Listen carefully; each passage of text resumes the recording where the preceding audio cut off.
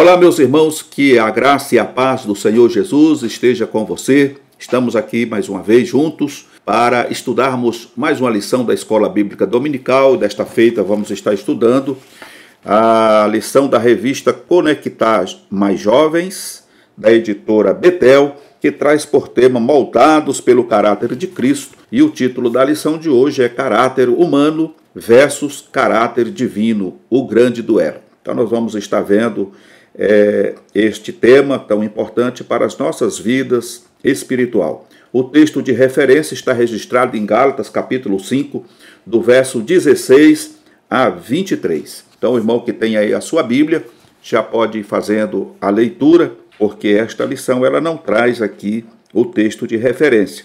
Então, o irmão pode estar lendo aí para melhor compreender o assunto que vamos estar estudando dessa feita. O versículo do dia está registrado em Romanos, capítulo 7, versículo de 15 a 16, que diz: Porque o que faço não o aprovo, pois o que quero isso não faço, mas o que aborreço, isso faço.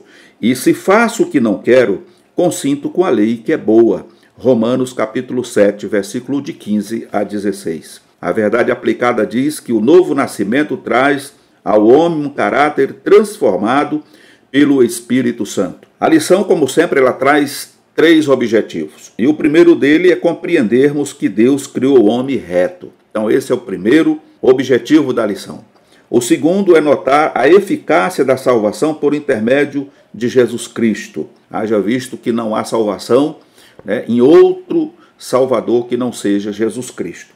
E o terceiro, perceber que os frutos dependem da fonte que nutrimos. Então, se você está sendo regado com uma água boa, potável, pois o Senhor Jesus é a fonte da água viva, então você tem tudo para dar um bom fruto, produzir um bom fruto.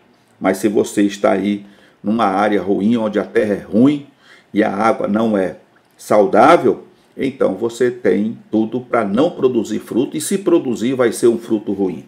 A nossa oração de hoje é que Deus venha nos conceder força e coragem para vencer os desejos da carne e viver para Ele. Para Ele quem? Para Jesus Cristo. Não é uma batalha fácil, é uma guerra bastante espinhosa, e se nós não colocarmos as nossas vidas nas mãos do Senhor, para que Ele venha guiar os nossos passos e dirigir a nossa vida, a derrota ela é certa. Por quê?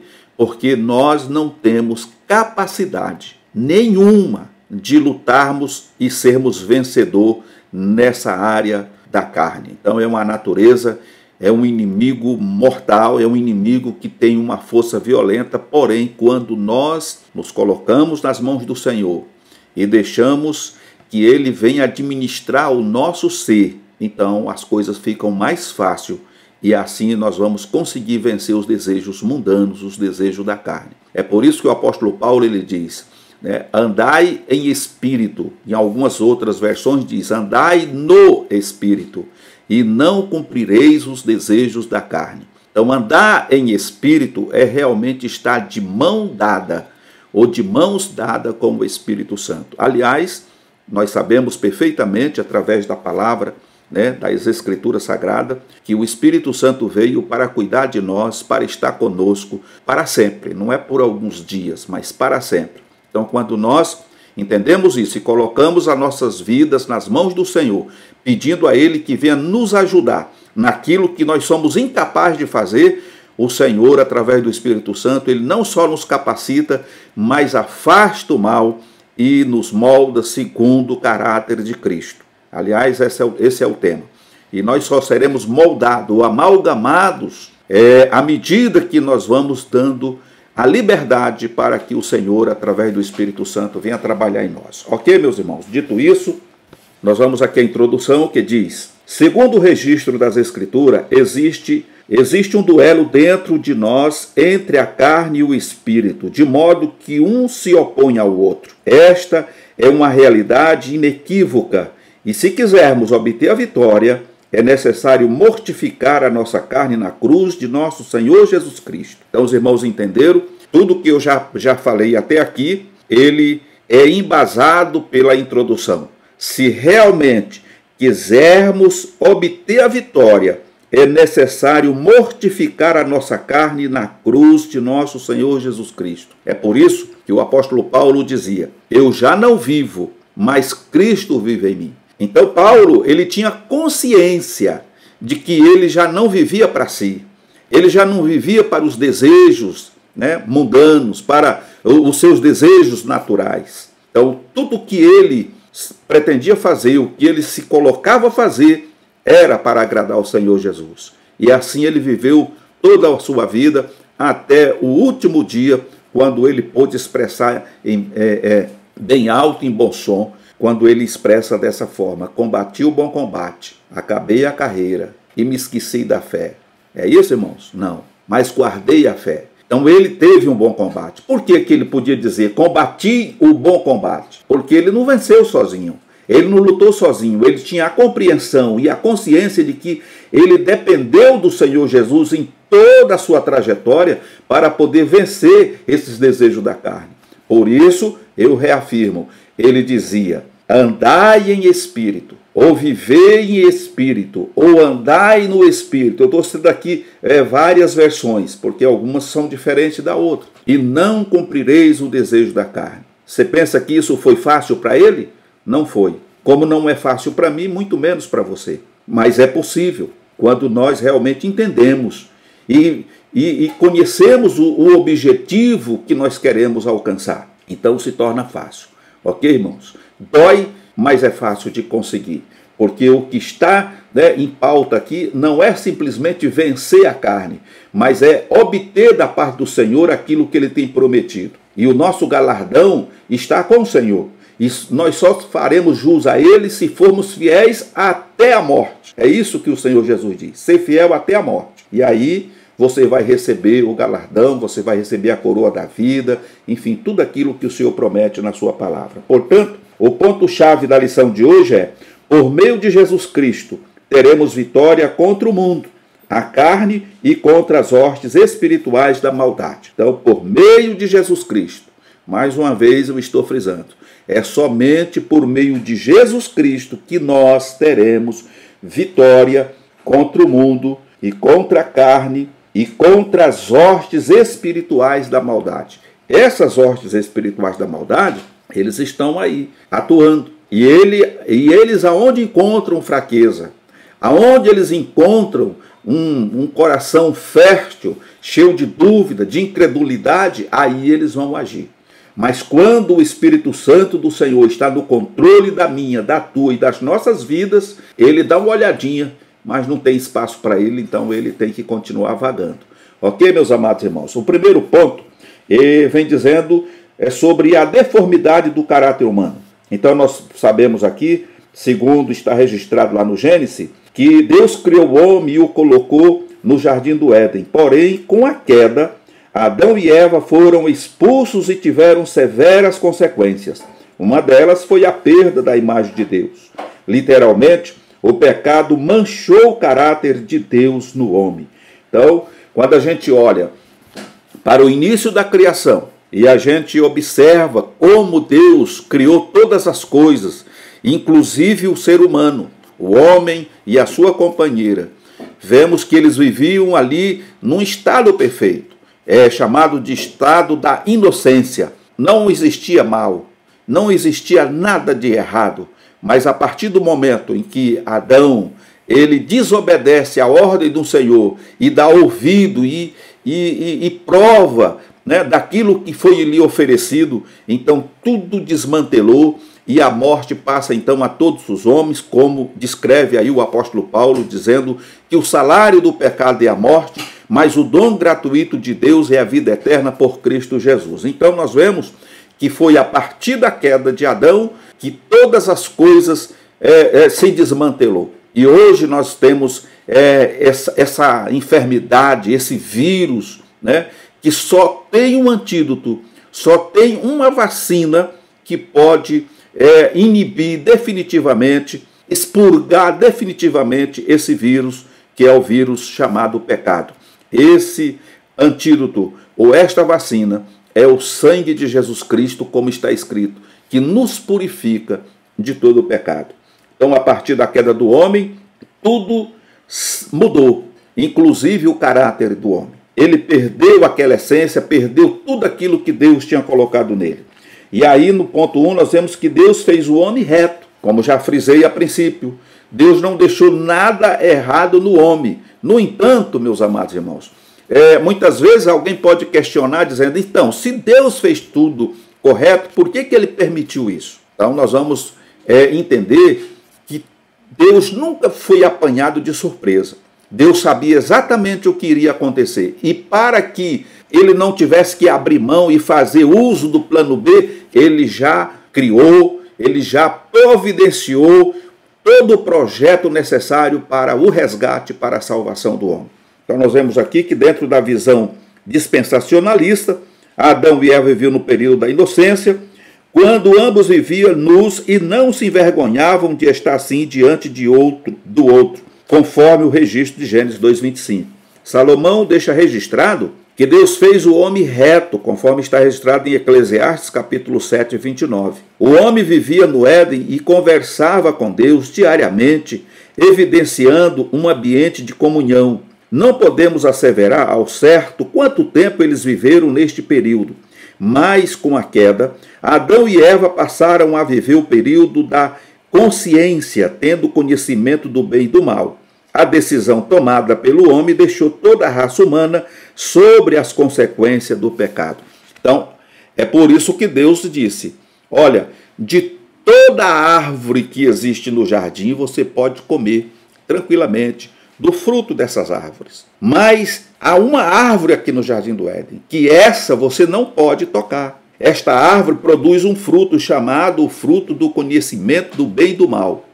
Se você comer, você vai morrer. Então, em outras palavras, esse fruto era um fruto venenoso. E aí os irmãos conhecem a história. Um dia, Eva se aproxima daquela árvore e então o primeiro contato com Eva aparece ali, o inimigo se utiliza de uma serpente, ou seja, incorpora uma serpente, e através daquela serpente, ele conversa com Eva dizendo, por que você não pode comer desse fruto? E Eva diz, o Senhor disse que nós não podemos comer, porque no dia que a gente comer desse fruto, a gente vai morrer. Então nós não podemos tocar nesse fruto e comer desse fruto. Então Satanás, ele cria um adendo. Ele diz, não é bem assim. E esse não é bem assim abriu a curiosidade de Eva para entender o que não era bem assim. E aí Satanás, ele vai engendrando e convence a mulher dizendo,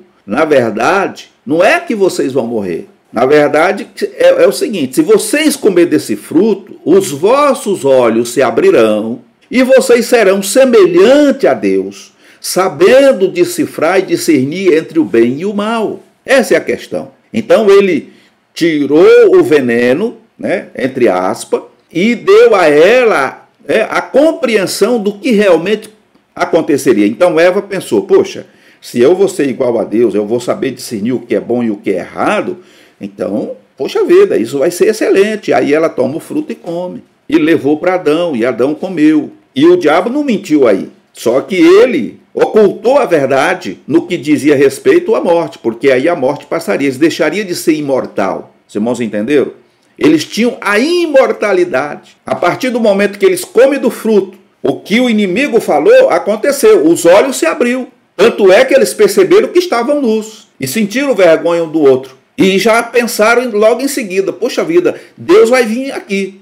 Como é que nós vamos ficar diante dele, né, nessa situação que está? Até então, eles não tinham preocupação porque estavam vendo o tempo da inocência, nessa dispensação da inocência, então eles não tinham essa preocupação. Mas a partir daquele momento, eles não só ficaram com vergonha um do outro por estarem nus, como eles se preocuparam com Jesus. E o que aconteceu? Correram para fazer, né, um aventalzinho de folhas ali, tentaram arrumar alguma coisa, e quando Jesus, como o Senhor, Deus, melhor dizendo, se apresenta, eles se escondem, porque eles estavam envergonhados e porque tinham desobedecido a ordem de Deus. E aí os irmãos, lendo o texto, os irmãos vão compreender essa atitude. Não só trouxe a expulsão deles do Éden, como trouxe a morte. Eles passaram a ser agora um ser mortal. Eles perderam a imortalidade. E a expulsão se deu exatamente para que eles, naquela situação que eles estavam, não viessem fazer uso do fruto da vida que estava lá. A árvore da vida estava plantada lá. Então eles precisaram ser expulsos de lá e o Senhor colocou anjos para impedir que eles entrassem ou voltassem ali. Meus amados irmãos, e por conta disso, toda a humanidade, sem exceção, já nasce debaixo do pecado como esse vírus. Quando você é gerado, quando eu fui gerado, o vírus já estava lá no embriãozinho. E a maldade se alastrou por toda a humanidade. E hoje, a única forma, como já disse, de nos livrarmos dessa situação é nos voltando para o Senhor Jesus e aceitando o sacrifício que Ele fez por nós. Louvado seja o nome do Senhor Jesus. No ponto 2, as consequências da queda. Uma das consequências imediatas da queda foi o homem ser expulso do Éden. Mas não somente isto, sua vida terrena seria de trabalho, dor e cansaço até que a morte chegasse, conforme está registrado em Gênesis 3, 18 a 19. Desde que o homem pecou no Éden, a raça humana herdou aquilo que teologicamente é conhecido como natureza pecaminosa. Paulo, em sua carta aos Romanos, afirma que pela ofensa de um só homem, veio o juízo sobre todos os homens, para a condenação. Romanos 5, verso 18. A imagem de Deus no homem foi atingida em cheio, deixando deformado, caindo de seu estado original. Assim é o pecado, causa destruição na vida da humanidade, distanciando-a cada vez mais do próprio Deus. Então nós vemos aqui um ponto, irmãos, que nos chama a atenção, que essa deformidade, ela se abateu sobre o ser humano, sobre o homem. E o inimigo, ele tem lutado com todas as suas forças, vamos dizer assim, para deformar muito mais o ser humano, transformá-lo em algo repugnante. Muitas vezes a gente tem visto aí pessoas que colocam esfera por debaixo da pele, no rosto, colocam um monte de coisa na orelha, no nariz, na boca, mexe com os dentes, ficando parecendo uma fera. Então você acha que isso é uma coisa normal e natural? Será que Deus está feliz com isso? Não, claro que não, porque essa é a obra do inimigo. O pecado traz essa deformação moral, traz essa deformação física. Então, irmãos, somente no Senhor Jesus é que nós temos condições de voltar a ter o caráter de Cristo e estarmos de acordo com a vontade de Deus. O cristão vive não em si mesmo, mas em Cristo e no próximo. De outro modo, ele não será um cristão autêntico. Então aqui a reflexão é essa. O cristão vive não em si mesmo. É aquilo que Paulo disse, eu já repeti aqui, vou repetir mais uma vez. Eu já não vivo, mas Cristo vive em mim. Então, o cristão vive não em si mesmo, mas em Cristo, e aí através de Cristo ele é capaz de amar o próximo, porque de outro modo ele não será um cristão autêntico. Ele pode se tornar um religioso, ele pode ser um religioso, né, um igrejista, né? Enfim, pode ser o que ele quiser, mas um autêntico, um verdadeiro cristão, ele jamais vai ser. No tópico de número 2, nós vamos estar vendo aqui acerca da salvação como dom de Deus. A queda foi algo que mudou profundamente a história humana, e para pior. Porém, por intermédio do sacrifício de Jesus, o homem pode ser salvo e desenvolver sua vida, buscando diariamente ser moldado pelo caráter de Cristo. Esse desejo, irmãos, ele tem que partir de mim. É aquilo que eu falei bem no início da aula. Nós só vamos obter o caráter de Cristo, nós só vamos conseguir andar em espírito ou no espírito se realmente nós desejarmos que isso aconteça. E para que isso aconteça, nós precisamos nos colocar nas mãos do Senhor Jesus. Como está dizendo aqui, nós precisamos buscar ou desenvolver um hábito de buscar diariamente ser moldado pelo caráter de Cristo. No primeiro ponto, Jesus é o Redentor da humanidade. O apóstolo Paulo, ao fazer um paralelo entre Adão e Jesus, conclui mostrando que onde o pecado abundou, a graça superabundou. Romanos capítulo 5, versículo 20. Jesus veio colocar fim no problema do homem no que diz respeito à salvação. Jesus foi o sacrifício perfeito oferecido na cruz do Calvário para remir a humanidade de seus pecados. É vital afirmar e pregar que não existe outra maneira na qual o homem possa ser salvo, senão na pessoa bendita de Jesus. O preço foi pago. Pedro diz que a nossa salvação não foi realizada com dinheiro ou metais preciosos como ouro e prata, mas sim com o precioso sangue de Jesus. 1 Pedro, capítulo 1, verso 18 a 19. Então nós vemos aqui o apóstolo Paulo nos trazendo com muita clareza que a nossa salvação, ela vem do Senhor Jesus. A nossa redenção, ela não custou e jamais vai custar ouro, dólar, real ou qualquer outro tipo de moeda. Nós não compramos a nossa redenção por caridade. Não, eu faço caridade para esse, eu dou uma esmola para esse, dou uma esmola para aquele outro, eu dou uma casa, eu tenho uma vida financeira muito boa, eu posso comprar uma casa e dar para uma pessoa que está sem moradia, e assim eu estou me preparando para quando eu morrer, eu chegar na presença do Senhor e poder apresentar, ó Senhor, eu ajudei fulano, ajudei cicrano, eu dei pão porque tinha fome, dei água para aquele que tinha sede, eu dei remédio para aquele que estava enfermo e etc. Não, não funciona assim. A salvação, a nossa redenção, ela foi paga através do sangue de Jesus Cristo. E para que eu obtenha a salvação e permaneça dentro desta salvação, eu preciso acreditar que o Senhor Jesus é o único e suficiente e exclusivo Salvador da minha alma. A esmola, que nós chamamos de caridade, ela faz parte, do caráter do cristão, quando nós estamos amalgamados ou sendo moldados por Cristo. Então isso faz parte. Estender a mão para o necessitado, para quem tem fome, para quem está nu, precisa de uma roupa, precisa de cuidado. Então isso faz parte do caráter do cristão. Como nós vimos aqui, o cristão vive não em si mesmo, mas em Cristo e no próximo. De outro modo, ele não será cristão. O próximo é aquela pessoa que está diante de nós, necessitada, e muitas vezes somos tão egoístas que somos incapazes de nos colocar, ter a empatia, de sentir o que as pessoas sentiam, que elas estão sentindo, a necessidade. Então a gente olha por cima e deixa ele lá. E quantos, não é nem quando, e quantos não dizem assim, Deus te abençoe, eu vou orar por você. Irmãos, Deus abençoar é fato.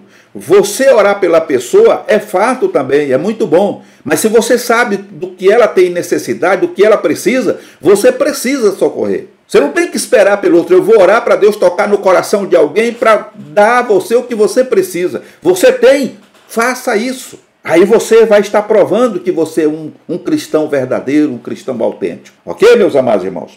No ponto de número 2, está dizendo, falando sobre o aspecto da salvação. Por meio da salvação em Cristo Jesus, o homem experimenta a conversão e regenerado e justificado diante de Deus. Dentro da teologia, as expressões citadas são considerados aspectos da salvação. A conversão pode ser entendida como uma mudança de rota, em que ocorre o abandono do mundo e o homem se volta para Deus. A regeneração nada mais é que a nova vida espiritual que recebemos pela fé ao aceitar Jesus como Salvador, conforme está registrado em 2 Coríntios, capítulo 5, versículo 17. Já a justificação é o processo pelo qual Cristo nos coloca diante de Deus como se não tivéssemos pecado. Então nós temos aqui registrado em Romanos 5, verso 1. Através do novo nascimento, podemos desenvolver uma vida plena em Cristo. Então, a conversão pode ser entendida como uma mudança de rota. O que acontece? O pecador está indo numa direção errada. E ele, sabendo ou não, o final da estrada que ele está seguindo vai o levar ao abismo, ao sofrimento. Mas a partir do momento em que ele ouve a voz do Evangelho, a pregação do Evangelho de Cristo, sendo pregado por um homem, por uma mulher, por alguém que é um servo do Senhor Jesus, essa mensagem entra no seu ouvido e ele atenta para a mensagem. Então o Espírito Santo começa a fazer o seu trabalho no íntimo dessa pessoa, na consciência, no coração, em todo o seu ser, mostrando para ele que ele está errado, convencendo ele do pecado, da justiça e do juízo. E aí essa pessoa se volta para Jesus. Então esse é o momento da conversão. Quando ele se volta para Jesus, ele dá ele para e volta. Ele não segue andando em direção ao abismo. Ele volta, ele faz um retrocesso. Agora ele volta para viver em novidade de vida, para iniciar uma nova história. Aquela história de pecaminosidade, aquilo lá é apagado. O Senhor diz que os seus pecados são perdoados e é lançado no mar do esquecimento. Então ele passa agora a viver em novidade de vida, porque está havendo uma mudança de rota. Ele mudou, né?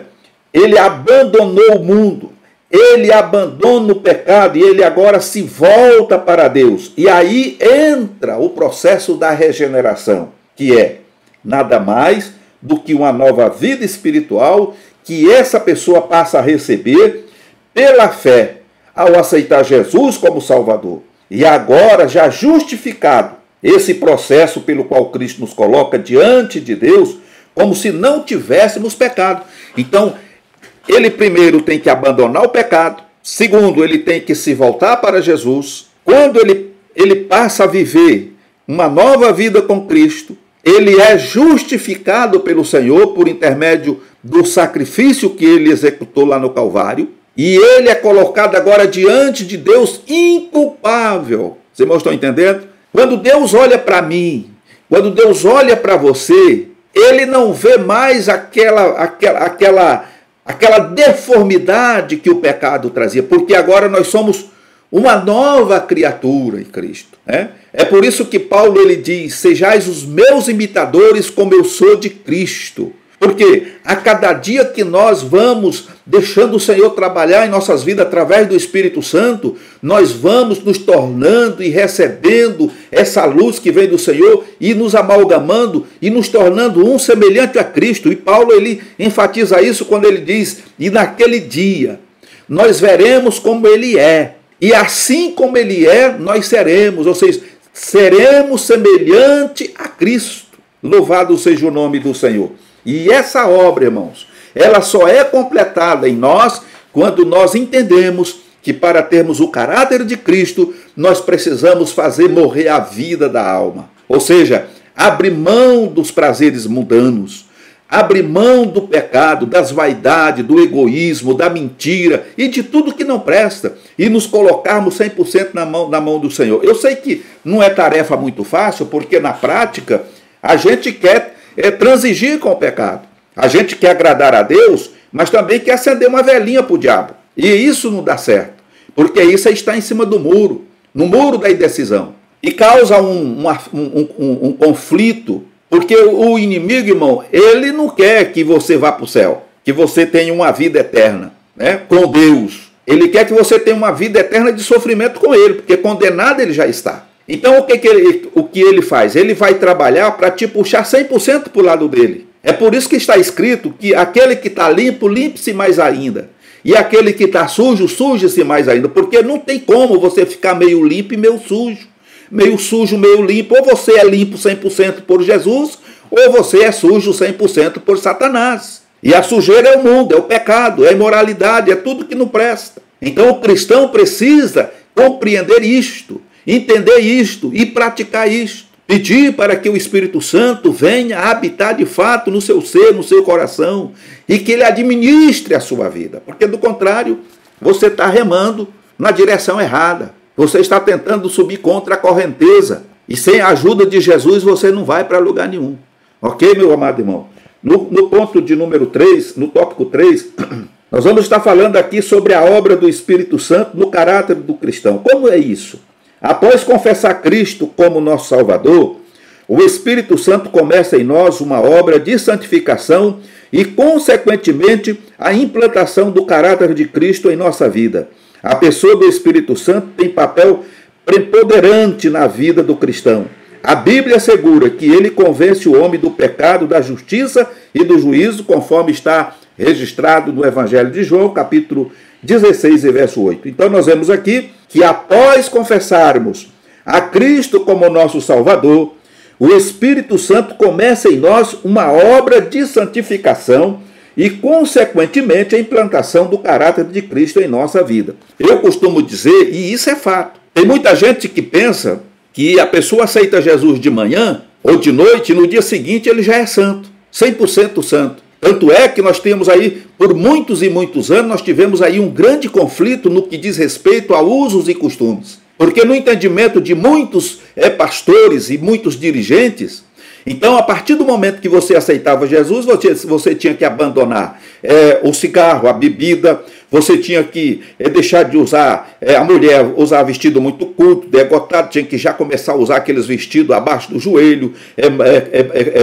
blusa com manga, no punho aqui embaixo, tinha que usar cabelo preso, tinha que usar sapato, porque agora ela era santa. E não é bem assim, irmãos. Não existe isso registrado em lugar nenhum. A santificação é um processo, e quem faz esse trabalho é o Espírito Santo, que vai nos convencendo dia após dia, de acordo com aquilo que nós vamos aprendendo através da sua palavra, o que é certo e o que é errado. E o próprio Espírito Santo vai trazendo esse sentimento na pessoa de que a forma que ela está andando, ela não pode mais andar porque ela agora é uma nova criatura em Cristo. No entanto, isso era imposto, era uma imposição. Tá? E quantas coisas, até para participar do culto de doutrina, e ficava ali uma pessoa na porta para vigiar, para ficar observando se a pessoa estava de acordo, sabe? Era como se fosse um talibã, um quartel, irmãos, e não é assim. Quantas pessoas abandonaram a igreja por conta de tanta imposição, porque elas não foram convencidas pelo Espírito Santo, elas não foram convertidas. Elas foram convencidas pelas pessoas que estavam na liderança. Você agora é crente, você tem que abandonar o cigarro. A pessoa fazia de tudo, não conseguia e era disciplinada, porque não abandonou o cigarro. Mas quem faz a pessoa abandonar o cigarro, o vício?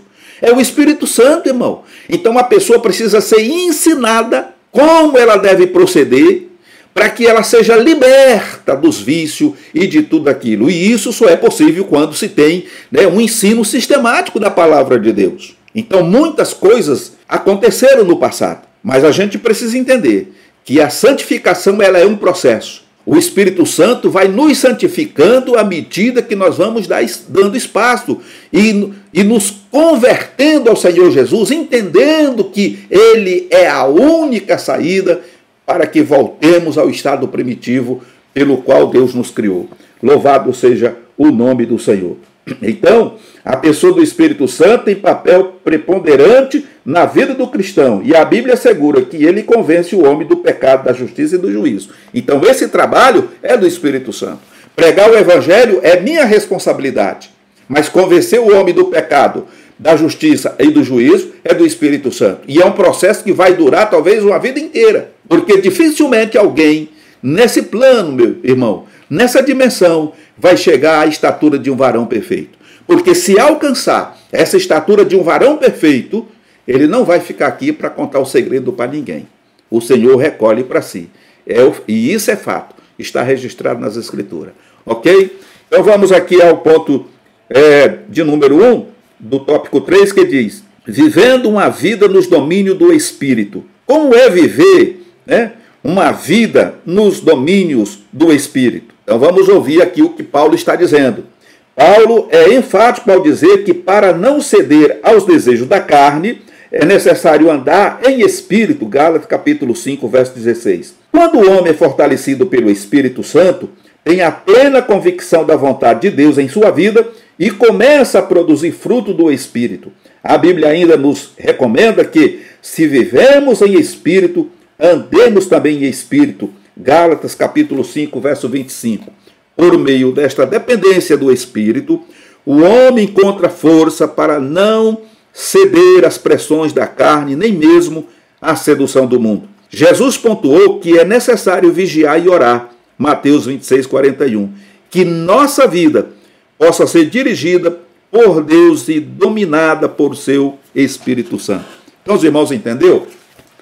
Tudo que nós já falamos aqui está sendo explicitado aqui nesse tópico, nesse ponto 1 do tópico de número 3. Viver uma vida nos domínios do Espírito é nos submetermos ao Espírito Santo, à direção dele. dirigir a nossa vida, guiar os nossos passos. Ele conhece a minha natureza humana, carnal. Ele conhece a tua natureza, como ele também sabe qual é o meu e o teu ponto fraco. Todos nós, irmãos, sem exceção, temos um ponto fraco. E o pior de tudo isso é que não é somente o Espírito Santo que sabe. O diabo sabe também. É por isso que muitas vezes você sempre é tentado naquele ponto ali. Aquilo tornou-se um vício e o diabo sabe aonde pegar você.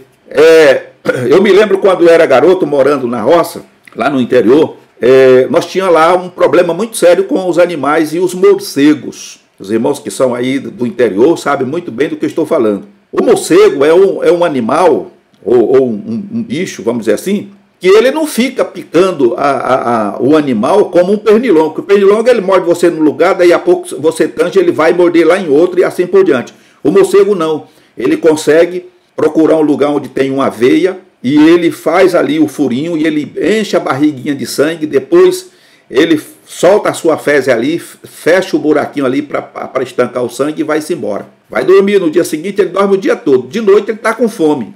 O que ele vai fazer? Ele vai pegar outro animal? Não. Ele vai voltar naquele mesmo animal, vai procurar onde ele está, se é uma vaca, se é um...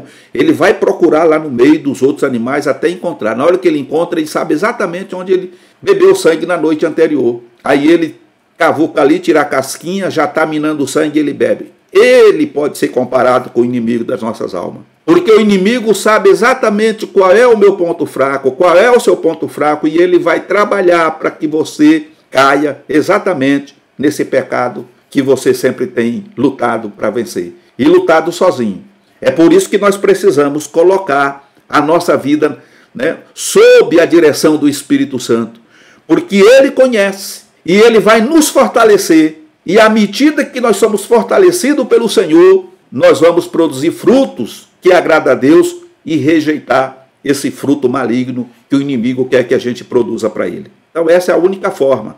Louvado seja o nome do Senhor. No ponto 2 diz ainda que o cristão é o cristão e o fruto do Espírito. O que seria isso? Quando o cristão é dominado pelo Espírito Santo, o fruto do Espírito é evidenciado em sua vida. Porém, quando a vida é dominada pelos desejos carnais, o que se nota são as obras da carne que, segundo o ensino de Paulo, os que cometem tais coisas não herdarão o reino de Deus, conforme Gálatas capítulo 5, 21. Sobre o fruto do Espírito, a Bíblia deixa claro que os que andam dominados pelo Espírito hão de apresentar em seu caráter amor, paz, longanimidade, benignidade, bondade, fé, mansidão e temperança. Estas virtudes, produzidas pelo Espírito Santo, revelam a maneira como devemos nos relacionar com o próximo, com Deus e com nós mesmos, ou conosco mesmo.